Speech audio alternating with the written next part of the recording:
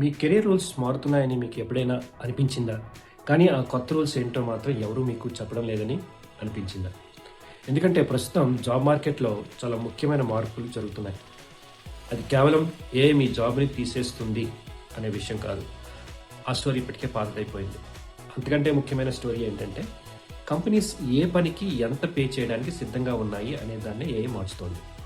ఒకసారి ఆలోచించండి. ఇంతకుముందు 3 ఎంప్లాయీస్ చేయాల్సిన పనిని సహాయంతో ఇప్పుడు 1 ఎంప్లాయీ చేయగలిగితే కంపెనీ తప్పనిసరిగా ఆ ఎంటైర్ జాబ్నే ఎలిమినేట్ చేయాల్సిన అవసరం లేదు.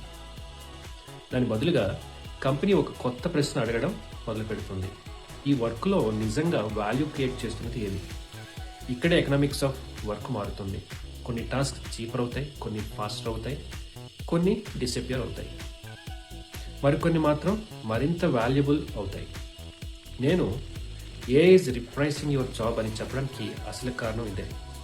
గ్లోబల్ బిజినెస్ లీడర్స్ మధ్య జరుగుతున్న రీసెంట్ డిస్కషన్స్ కూడా ఏఐతో ఎలా ఎక్స్పెరిమెంట్ చేయాలి అనే ప్రశ్న నుంచి వల్ల మెజరబుల్ బిజినెస్ వాల్యూ ఎక్కడ వస్తోంది అనే ప్రశ్న వైపు ఇంక్రీజింగ్లీ మూవ్ అవుతున్నాయి.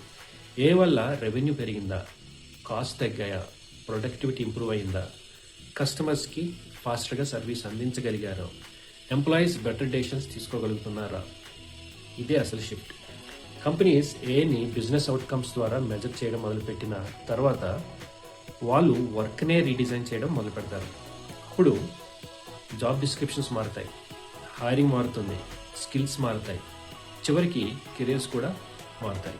కానీ ఇప్పుడు మీరు ఒక ప్రశ్న గురించి సీరియస్గా ఆలోచించాలని నేను కోరుకుంటున్నాను. మీరు ప్రస్తుతం చేస్తున్న టాస్క్లో రేపు 10 times బెటర్ అయితే మీలో క్యాపబిలిటీ మరింత వాల్యుబుల్ అవుతుంది. ఈ ప్రశ్న నా జాబ్ని రిప్లేస్ చేస్తుందా అని అడగడం కంటే చాలా ముఖ్యమైనది కావచ్చు. ఎందుకంటే ఫ్యూచర్ ఎక్కువ టూల్స్ తెలిసిన వ్యక్తిదే కావాల్సిన అవసరం లేదు.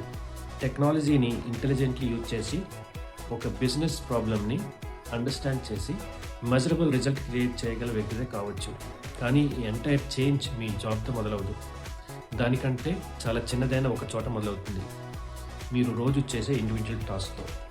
అందుకే నెక్స్ట్ ఎపిసోడ్లో మీ ఎంటైర్ జాబ్ని రిప్లేస్ చేయకుండానే మీ జాబ్లోని టాస్క్ని ఎలా మార్చగలదో చూద్దాం.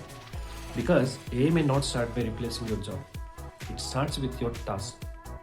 ఇంకొక ఎపిసోడ్లో కలుద్దాం. అంతవరకు సెలవు. Thank you.